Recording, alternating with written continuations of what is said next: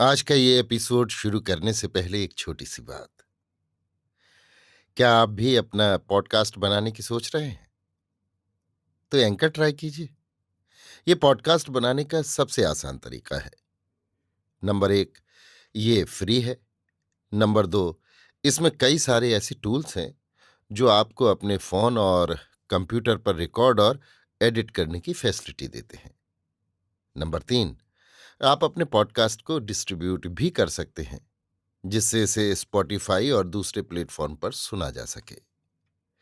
तो डाउनलोड कीजिए free anchor app या विजिट कीजिए anchor.fm पर अपना पॉडकास्ट स्टार्ट करने के लिए।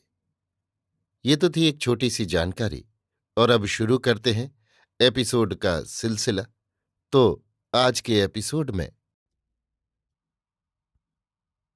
लीजिए सुनिए आचार्य चतुर्सेन शास्त्री के लिखे उपन्यास वयम रक्षा माह के 14वें भाग जलदेव को मेरी यानी समीर गोस्वामी की आवाज में। दानवों का ये दल अपने बंदियों और लूटे हुए माल को लेकर तरणियों में बैठ तेजी से समुद्र गर्भ में अग्रसर होने लगा। बंदियों के बीच रस्सियों से बंधी हुई अपनी प्रेयसी उस तरुणी को रावण ने अपने परिजनों के साथ बैठे देख लिया।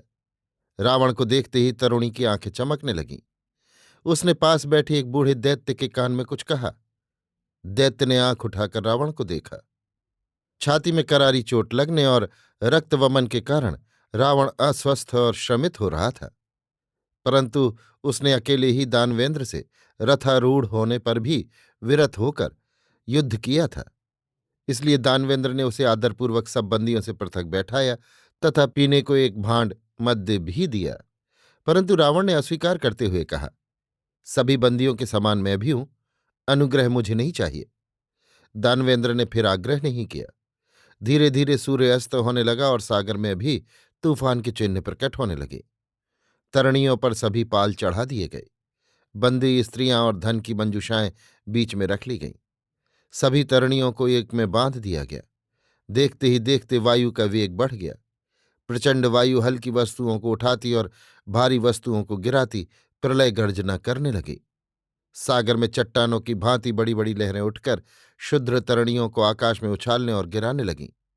बंदी और अबंदी सभी जन चीत्कार करने लगे। सबके कोलाहल से वो समुद्र का गर्जन तर्जन और भी भयावह हो उठा। चर्मरज्जुओं के सुदृढ़ बंधन टूटने लगे। तरणियां दूर दूर बहने और उलट पलट होने लगीं। दानवेंद्र ने बंदियों को बंधन मुक्त करके अपनी अपनी सुरक्षा करने को उत्साहित किया। इसी क्षण वो तरणी जिसमें असुर बंदी थे, एक पर्वत के समान लहर पर बहुत ऊंची चढ़कर पलट गई। लहर के थपेड़ों से उसके टुकड़े टुकड़े हो गए। तरणी के सब आरोही महासागर के उस प्रलय तूफान में खो गए। सबसे पृथक बंधे रहने के कारण रावण बंधन मुक्त न हो सका। रावण की अभिसार सखी उस दैत्यबाला ने गिरते गिरते ये देखा। पर्वत के समान एक विशाल लहर ने उसे बहुत ऊंचा उछाल कर दूर फेंक दिया था। वो उस अनंत सागर के सघन अंधकार में आंखें फाड़ फाड़ कर अपने चारों ओर अपने रमण को देखने लगी। समुद्र जल की सारी बौछारें चारों ओर से उसकी आंखों को अंधा कर रही थीं। लहरों के थपेड़े उसे स्थिर नहीं रहने देते थे। वो बार बार अपना वक्ष ऊपर उठा अपने प्रियतम को निहार रही थी।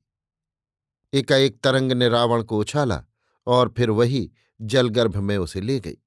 ये देख दैत्यबाला ने अपनी कमर में छुपा हुआ छुरा दांतों में दबाया और डुबकी ली। दुर्धर्ष प्रयास के बाद उसने रावण को पकड़ा। रावण मूर्छित था। उसने झट उसके बंधन काटे और वेग से धकेलती हुई लहरों के सहारे उसे ले चली। इसी समय एक काष्ठ फलक बहता हुआ उसके हाथ लग गया। उसने जोर लगाकर रावण के शरीर को उस पर टेक दिया और एक भुजा से उसे संभालती हुई तथा दूसरी से लहरों को काटती हुई वो महासागर से कठिन जीवन युद्ध करने लगी। थोड़ी ही देर में रावण की मूर्छा भंग हुई।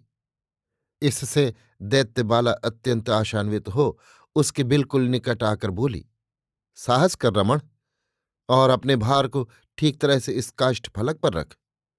रावण ने अपने भार को ठीक तरह काष्ठ फलक पर डाला, फिर एक हाथ से उसे निकट लाते हुए बोला, तूने मेरी प्राण रक्षा की है।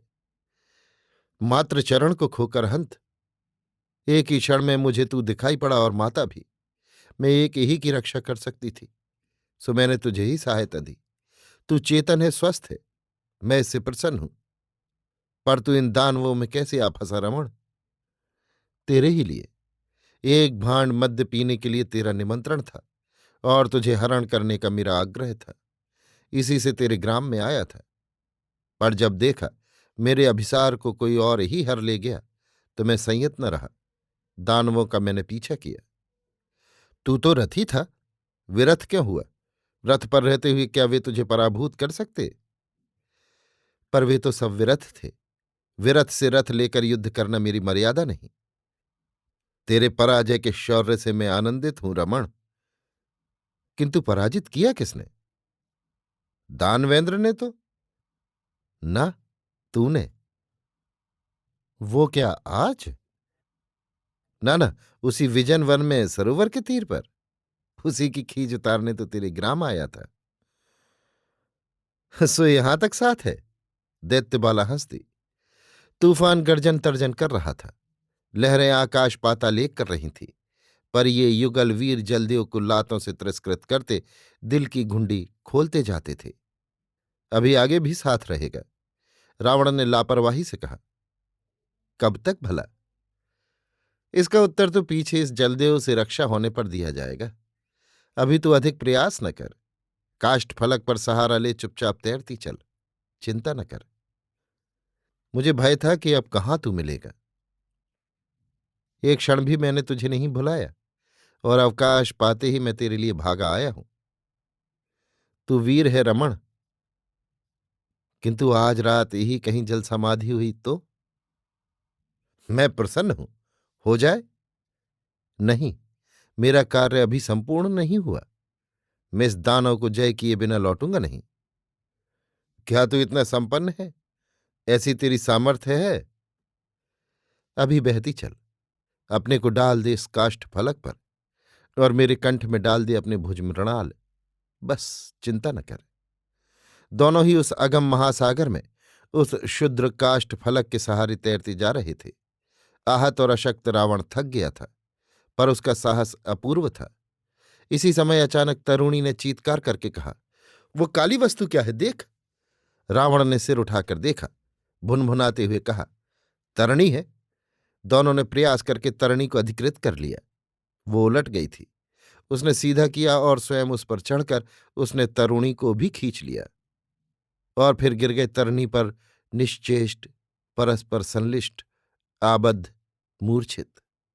समुद्र शांत था और तरणी जल तरंगों पर थिरकती अपनी राह पर जा रही थी, तीर की ओर। अभी आप सुन रहे थे आचार्य चतुर्सेन शास्त्री के लिखे उपन्यास वयम रक्षामः का 14वां भाग, जलदेव, मेरी यानी समीर गोस्वामी की आवाज में।